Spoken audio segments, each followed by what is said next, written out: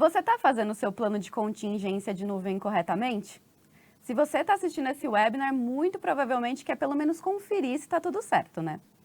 Com a pandemia do coronavírus, muitas empresas tiveram que digitalizar seus processos assim, da noite para o dia.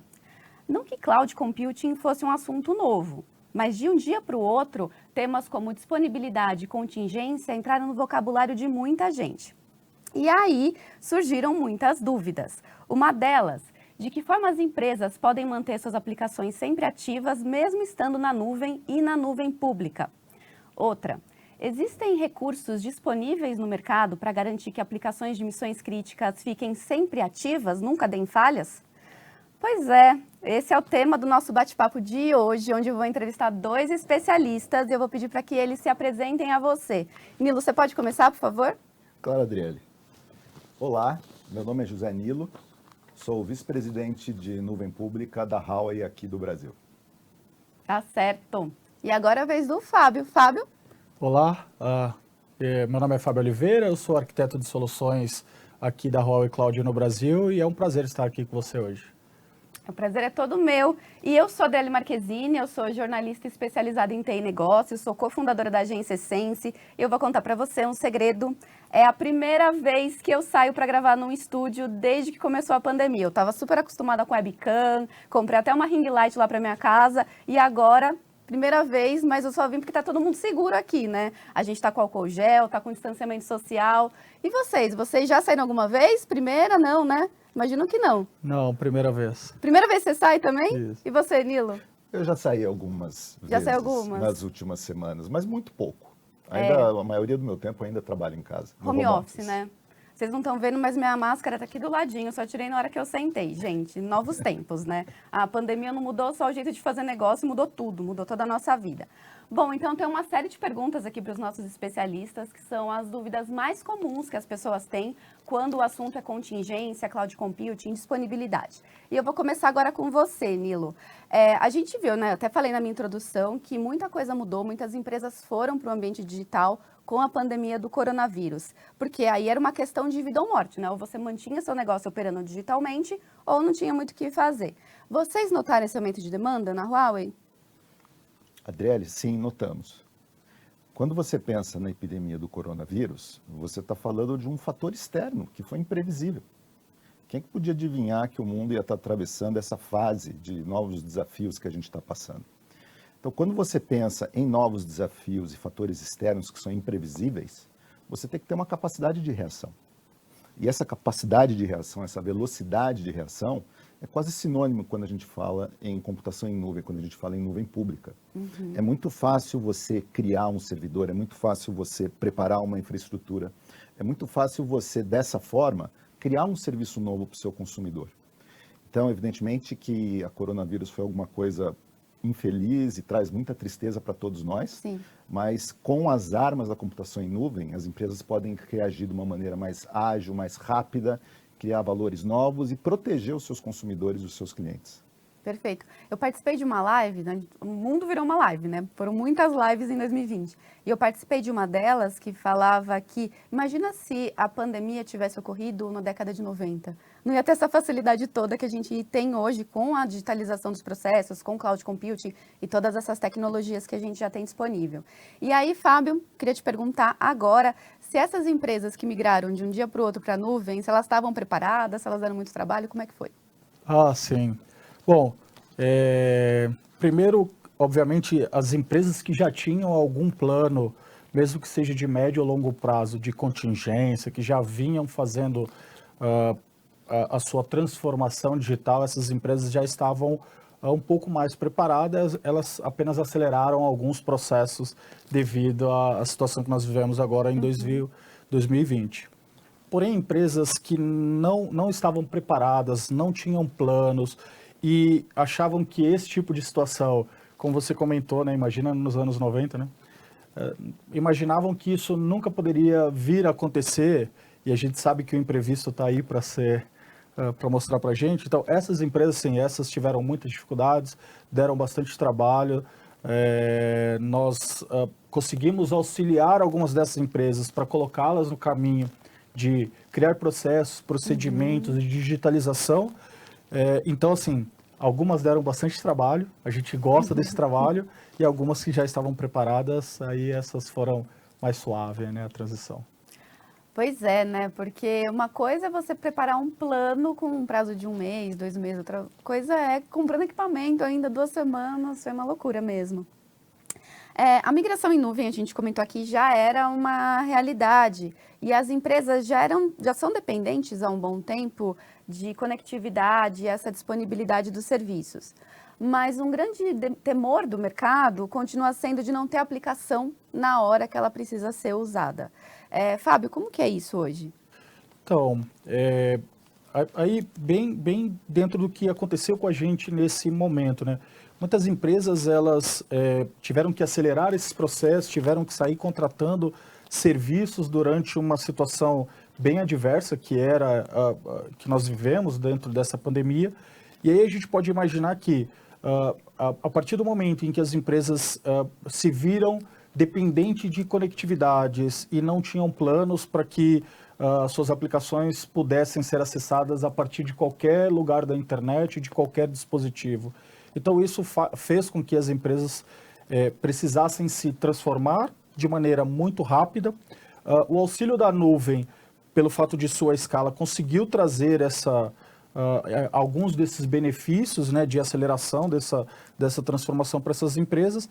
E aí a gente pode pensar em disponibilidade de vários pontos de vista, de vários cenários. Então, algumas empresas, elas conseguiram rapidamente transformar suas aplicações, transformar essas aplicações e oferecer elas de maneiras distribuídas em vários provedores e serviços de nuvem, onde outras aí tiveram as suas dificuldades e os seus percalços no meio do caminho.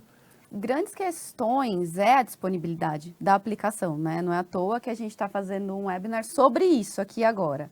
E uma aplicação que é muito crítica é o RP, porque se o RP para, a empresa para. Né? Se a gente pensar, por exemplo, numa concessionária de automóveis, está lá todas as vendas dela, pedido de peça, pedido para fabricar, montar aquele carro depende do RP, né? Conexão lá com as demais soluções.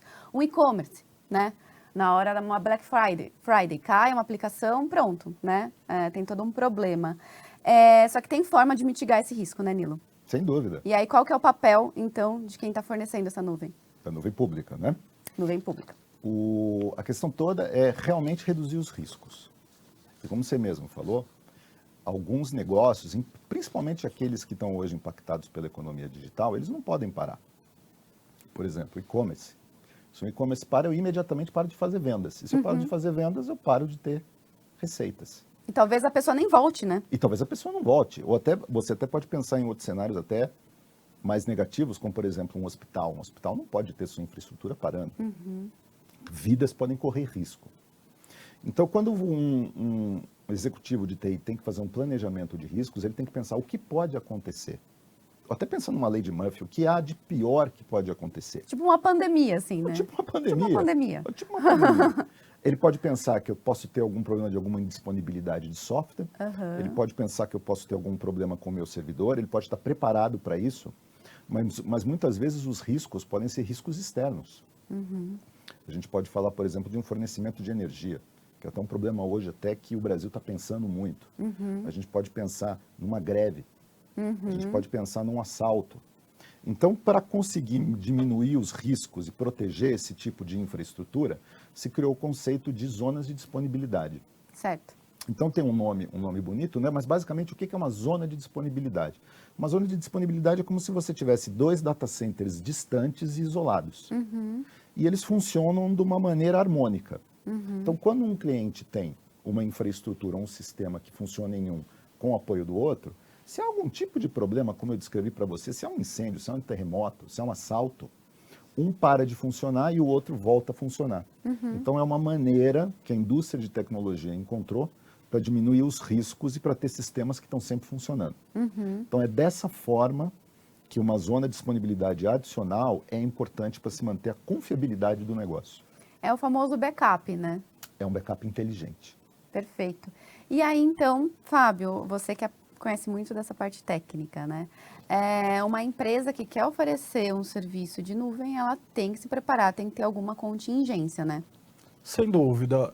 Como o Nilo comentou agora, né, a importância de se ter múltiplas zonas de disponibilidade é passar para os provedores de nuvem pública, passar para o seu público, para o seu cliente, opções adicionais para aumentar a disponibilidade de suas aplicações. Então, a gente comentou aqui sobre Black Friday, e-commerce e outros tipos de segmentos que são focados em comércio eletrônico, né, na venda através de internet.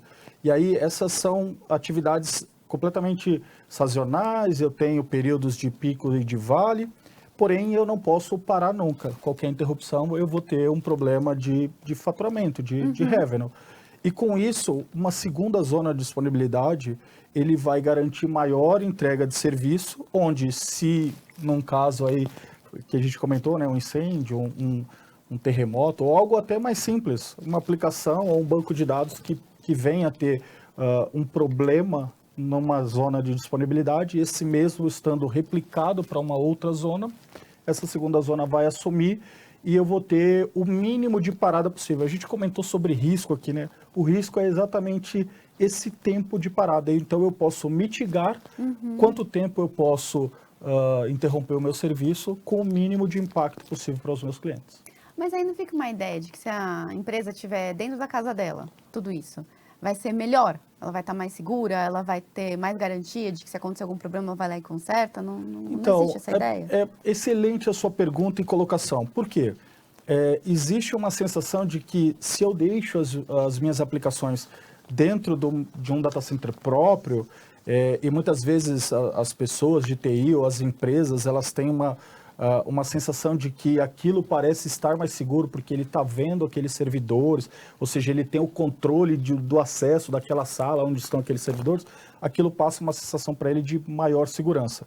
Porém, muitas vezes, e aí o peso está em investimento, muitas vezes quanto essa empresa, né, ela investe em segurança, em contingência, em disponibilidade nesse data center, versus um provedor de nuvem pública global de hiperescala.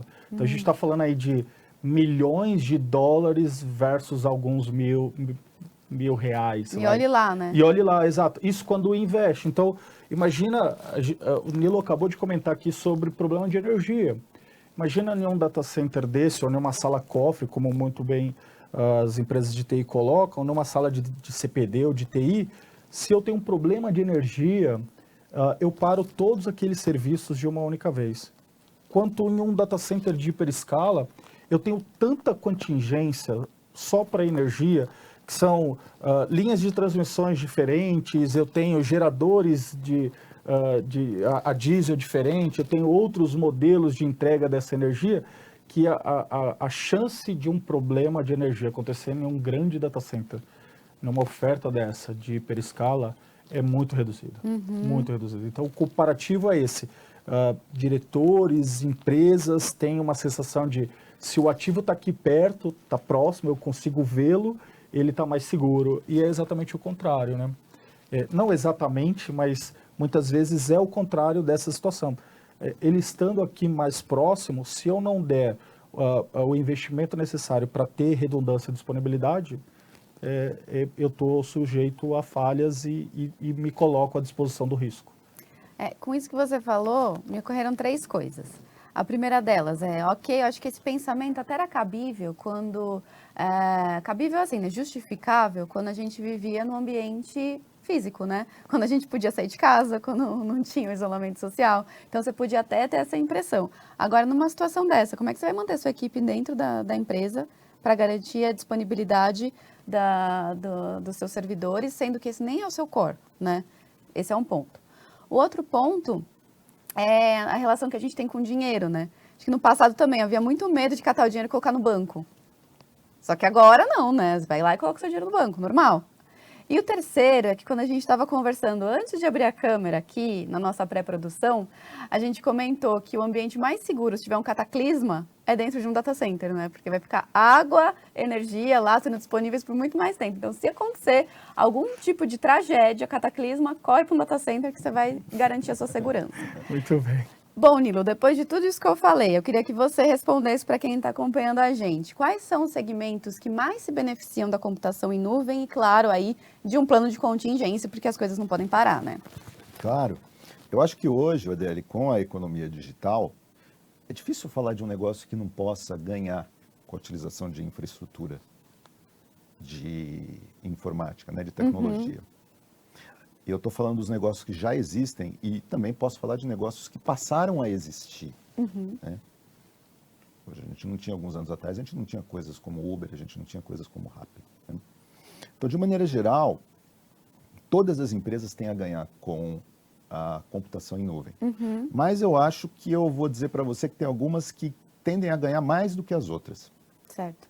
São aquelas que têm uma necessidade de se relacionar, ou ter uma necessidade de se comunicar, ou uma necessidade para vender para um número muito elevado de consumidores. Por que isso? Porque uma das características interessantes da computação em nuvem é que você paga pelo que você usa. Se você tem um pico de utilização num determinado dia de um mês, por exemplo, vou pegar até o teu próprio exemplo, né? No e-commerce, no Black Friday, Sim. a demanda sobe, eu Sim. preciso de mais infraestrutura. Então, naquele dia específico, naqueles dias específicos, eu vou pagar um pouco mais. Nos dias que eu não uso tanto, que são os dias talvez pós-Black Friday, eu vou reduzir minha infraestrutura e vou pagar menos.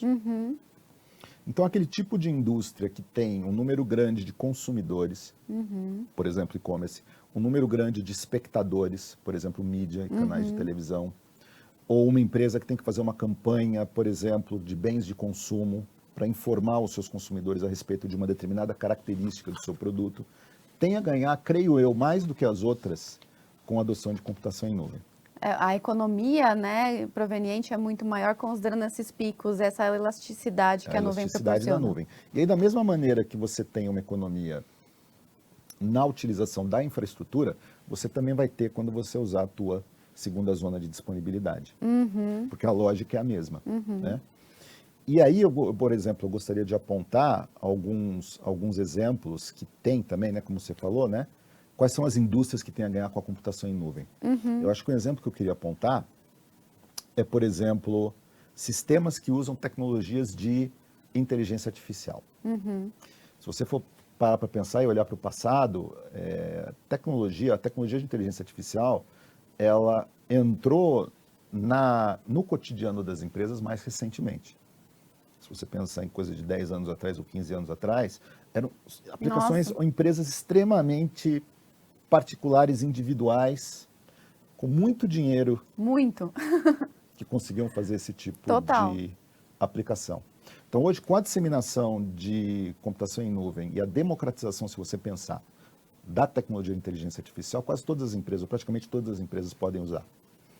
Um exemplo que eu dou, um exemplo da Huawei no Brasil, um exemplo que me deixa muito orgulhoso e que tem a ver com a sua primeira pergunta, a pergunta do Covid, é um projeto que nós fizemos com o Hospital das Clínicas em São Paulo.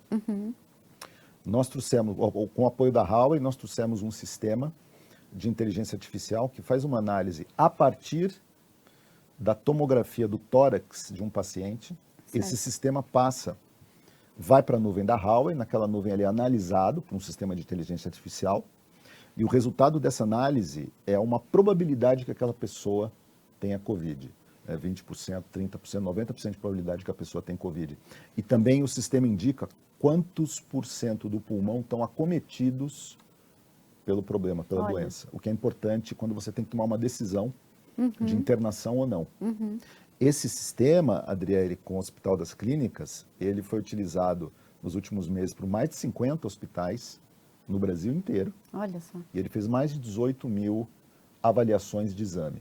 Então, esse acho que é um exemplo bom de como a computação em nuvem democratiza o acesso à tecnologia, por exemplo, no caso de inteligência artificial. Né?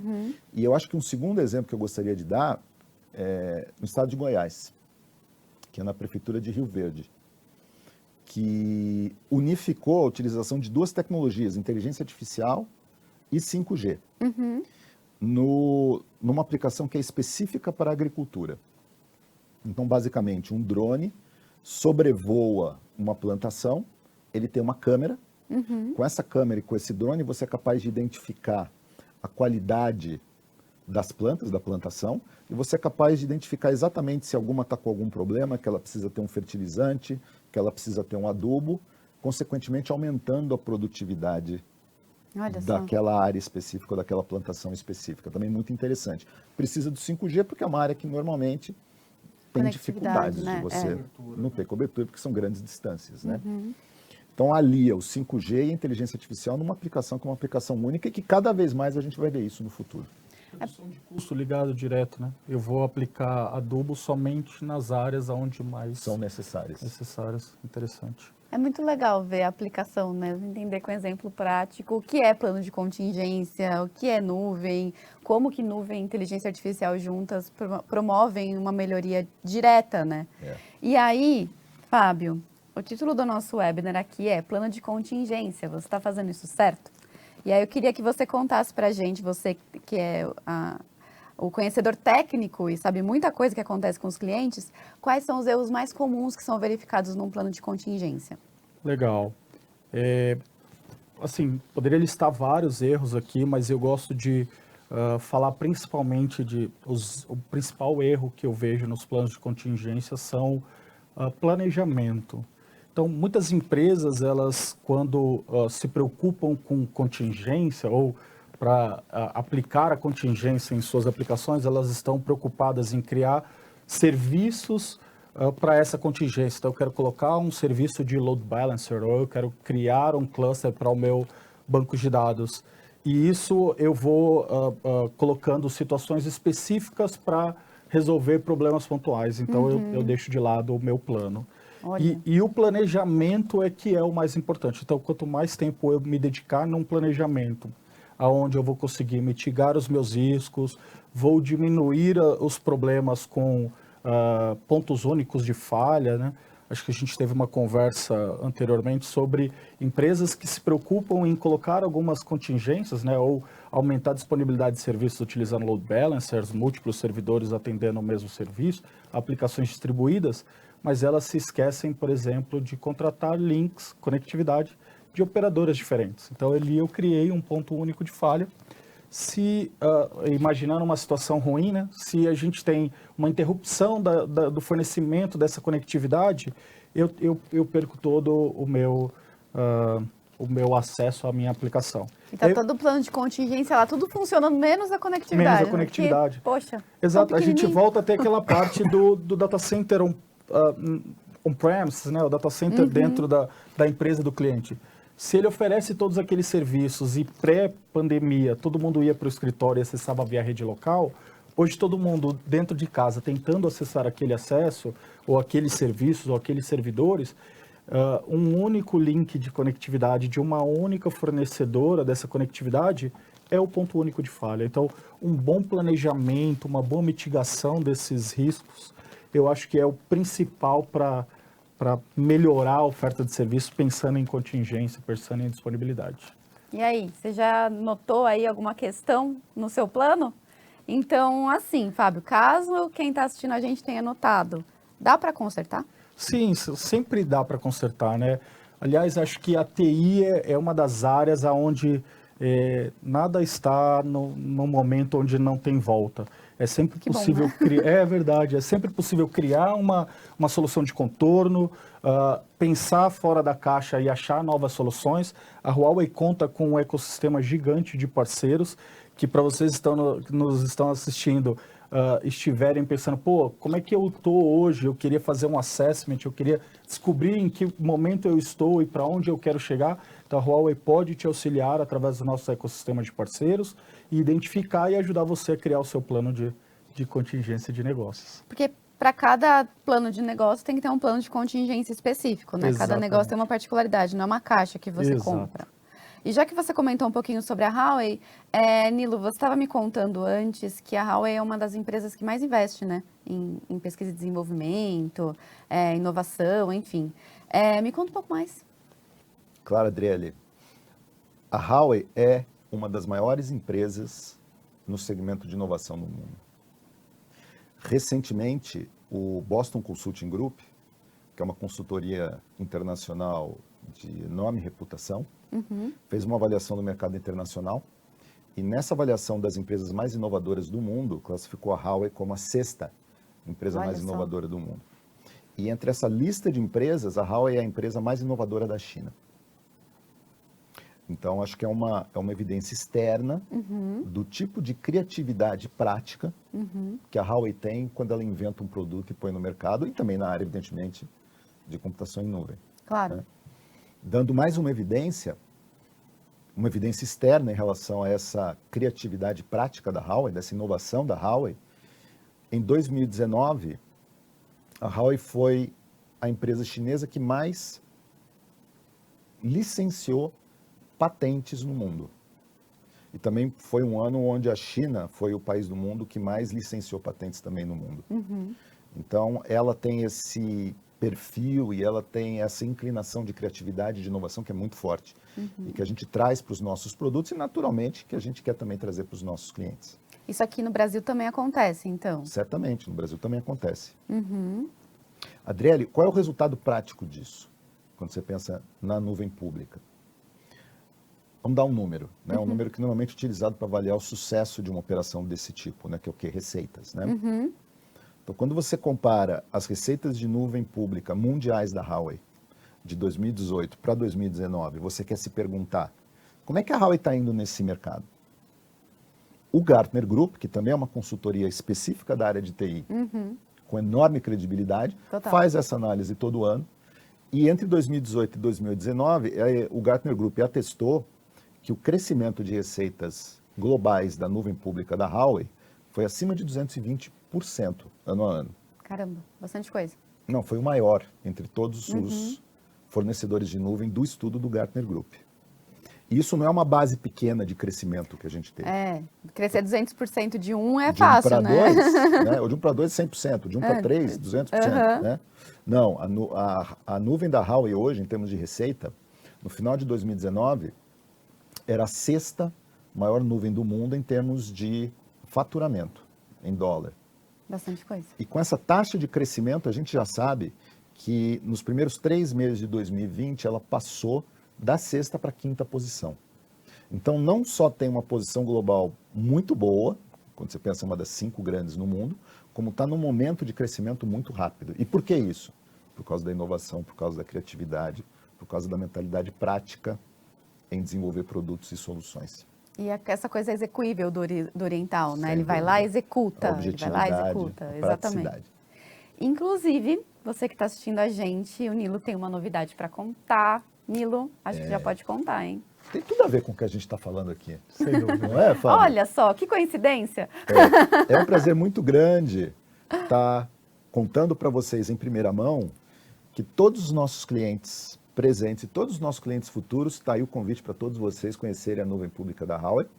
Estamos anunciando a disponibilidade da 2ª zona no Brasil, a 2ª zona de disponibilidade, que vai possibilitar vocês, clientes ou vocês interessados, criarem sistemas que têm toda essa proteção, essa redução de riscos que o Fábio comentou, sistemas críticos, que permitem aos clientes atuais migrarem suas outras aplicações para a nuvem, continuarem a migrar e permitem também àqueles novos clientes que querem conhecer um gostinho um pouquinho diferente do que pode ser uma nuvem pública, de usar a nossa nuvem, de usar a região Brasil para o seu sucesso e para o sucesso do seu negócio. Então, estou muito contente com isso, Adriele. Né? Não é à toa, né? É um compromisso da Huawei Exatamente. no Brasil. Vale lembrar que a Huawei está no Brasil há 22 anos, fazendo investimentos. E acho que esse é mais um passo nesse compromisso que a gente tem com o nosso país. E que vai ser seguido para os outros investimentos, sem sombra de dúvida. Beleza, muito legal. Só que assim, para quem está assistindo a gente, na prática, o que isso significa? Na prática, significa confiabilidade, na prática, significa inovação, na prática, significa redução de riscos, na prática, significa sucesso nos negócios, dessa confiança que os nossos clientes têm na marca da Huawei e na confiança que os clientes futuros vão ter também. Na medida que o futuro deles é compartilhado com o nosso e que a gente tem a oportunidade de oferecer esses serviços. É porque aí ficam duas coisas, né? Uma é a garantia da tecnologia no momento de agora, né? Inclusive o lançamento é hoje. Então, Então, a partir de agora, já tem essa tecnologia mais robusta. E a outra é que nenhuma empresa investe no país se ela quiser sair no dia seguinte, né? Então, a garantia de que esses serviços vão ser ofertados por muito mais tempo, né? E aí, Fábio, você que está quietinho há um tempo já, que eu estou falando só com o Nilo, como a Z2, que é essa nova zona de disponibilidade, funciona do ponto de vista técnico? Legal. Primeiro quero só comentar o quanto importante é esse investimento que a Huawei faz aqui no Brasil e confia, né, no território e é bastante importante, eu estou bastante feliz com esse lançamento. Do ponto de vista técnico, para os clientes atuais ou futuros clientes, ele não muda tanto em relação à oferta. Então, a quantidade de serviços que nós ofertamos, ela se mantém e, na verdade, só cresce, né, Nilo? Porém, o que traz de real benefício do ponto da parte técnica possuir uma segunda zona de disponibilidade? São aquelas ideias que nós conversamos anteriormente, onde clientes que vão colocar as suas aplicações, os seus RPs, os seus serviços na nuvem da Huawei, eles terão a possibilidade de distribuir essas aplicações, esses bancos de dados, esses serviços, em diferentes zonas, que são, como a gente já comentou aqui, data centers fisicamente separados com uma determinada distância entre eles. Isso quer dizer o quê? Para uma determinada aplicação onde a Huawei já entrega um SLA bastante alto, esse cliente que utiliza essa aplicação dentro da Huawei Cloud vai poder distribuir os seus serviços em múltiplas zonas, aumentando ainda mais a oferta que ele entrega de seus serviços para os seus clientes e usuários. Então, do ponto de vista técnico, aumentar a oferta de disponibilidade de serviços, é isso. E aí o plano de contingência está garantido. Está né? garantido, exato. Legal, obrigada. A gente chega ao fim agora do nosso webinar. Se você tiver dúvidas, quiser saber mais sobre a Huawei Cloud ou sobre a Z2, é só entrar no site da Huawei. Gente, obrigada pelo tempo de vocês. Obrigada, Nilo. Obrigada, Fábio. Obrigado, Adriele. Obrigado, Adriele. Obrigado. Obrigada a você que acompanhou a gente até agora. Até a próxima. Tchau.